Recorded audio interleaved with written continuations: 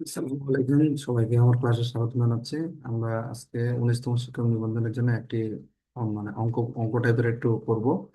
তো আমাদের এইখানে প্রশ্নটাতে বলা আছে কিন্তু যে নিম্নের তালিকা হতে মোট আয় রেখা আকৃতি কেমন হবে।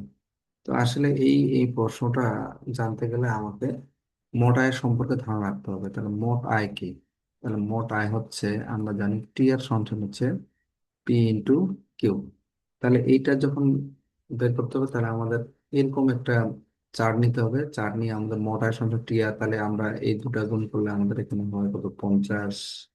এই দুটা গুণ করলে আমাদের হয় কত, 100। এবং এই দুটা গুণ করলে আমাদের হয় 150। তাহলে এখন যদি এইটার চিত্র আঁকাই, তাহলে চিত্রটা আঁকালে কেমন হবে? আমরা নিচের দিকে দিব বিক্রয়ের পরিমাণ এবং লম্ব অক্ষে দিব আমরা হচ্ছে মোট আয়। তাহলে আমাদের প্রথম বিন্দুটা কত হবে? তাহলে প্রথম বিন্দুটা হবে আমাদের 10-এর সাথে হবে আমাদের 50। তাহলে হবে এই বিন্দুটা। তাহলে এই বিন্দুটা আমরা যোগ করে দিলাম। হ্যাঁ, তারপরে আমাদের যদি আমরা দেখি যে বিশের সাথে কত হবে, 100। তাহলে এই বিশের সাথে আমাদের এই যে এখানকার পয়েন্টটা, এই পয়েন্টটা আমরা দেখবো বিশের সাথে 100, তাহলে এটা আমরা যোগ করে দিব।